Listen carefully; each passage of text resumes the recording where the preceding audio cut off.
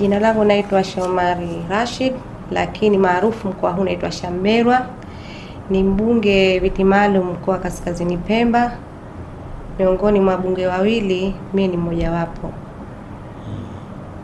Kiongozi, nimekuja katika ofisi yako kwa nia kuu ya kujitambulisha, muweze kunifahamu. Ingawa mimi ni vigumu kuwafahamu wote, lakini mtawafahamu wachache wenu.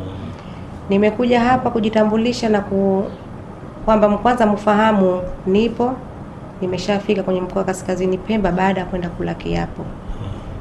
Nitakuwepo kwa mwezi mmoja huu wa Disemba. Baadaye nitaenda kwa kuendelea na majukumu ambayo nimeelekezwa majukumu na wananchi wangu.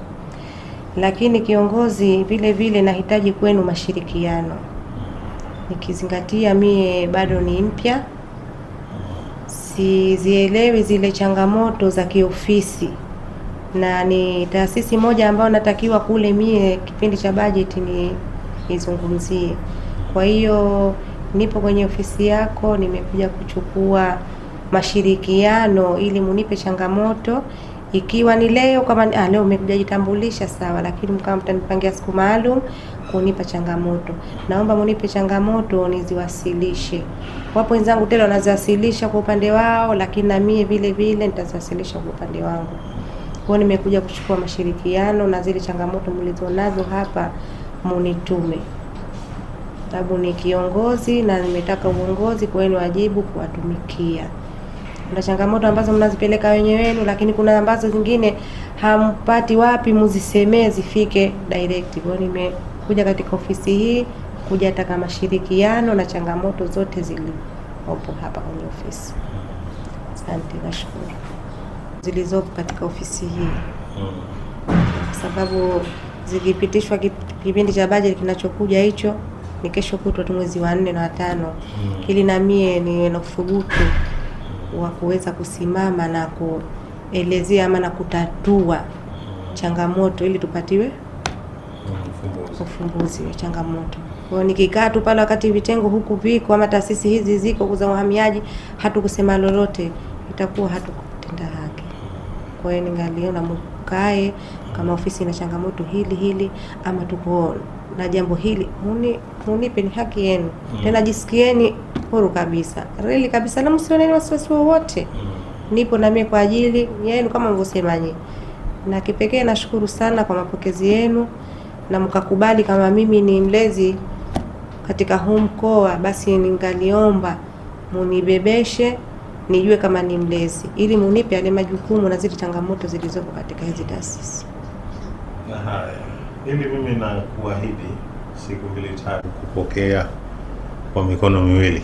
Kwanza nakwambia ni hongera. Lakini pili, jisikie uko nyumbani, kwa sababu hii ni ofisi ya serikali na unatumikia serikali. Leo sote ni watumishi katika ngazi tofauti.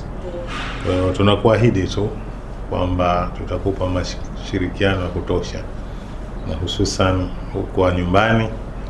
Kwa na sisi tunashukuru na tumefarijika kwamba tumetoa mtu au tumepata mtu mtetezi ambaye nasema ni mtoto wa nyumbani, ni mtu ambaye tunajuana. Kwa nafikiria tutakuwa wawazi zaidi na tutakupa mashirikiano ya kina. Hilo tunakuahidi, tutakupa mashirikiano ya kina na tunaamini tutafanya kazi pamoja. Kwa hiyo sina mengi isipokuwa na kutakia utekelezaji mwema katika majukumu yako makubwa na mapya. Lakini naamini inshallah Mungu atakusaidia, utakwenda vizuri. Na kwa upande wa kwetu, kwa sababu kama unavyojua hii ni ofisi inahudumia wananchi. Kwa hiyo lolote ukilipata ambalo unaweza ukaletewa kwa njia moja au nyingine, sisi tunakwambia milango yetu iko wazi. Asante. Najisikie kwamba sisi ni wananchi wako au watoto wako, kwa sababu katika mambo haya inakuwa sasa wewe kwa ni mlezi. Kwa hiyo jisikie kwamba una haki na uko karibu zaidi. Bana, nimepata 1 2 3, watu wangu wana 1 2 3. Kwa hiyo sisi tunakuahidi tutafanya kazi na tutasaidiana katika hilo. Kwa hiyo iwe ni huku na huku. Kwa hiyo ukipata changamoto ukiletewa, ujisikie kwa wale hapana neno, nitalibeba, na ukilibeba utalifanyia kwa hiyo.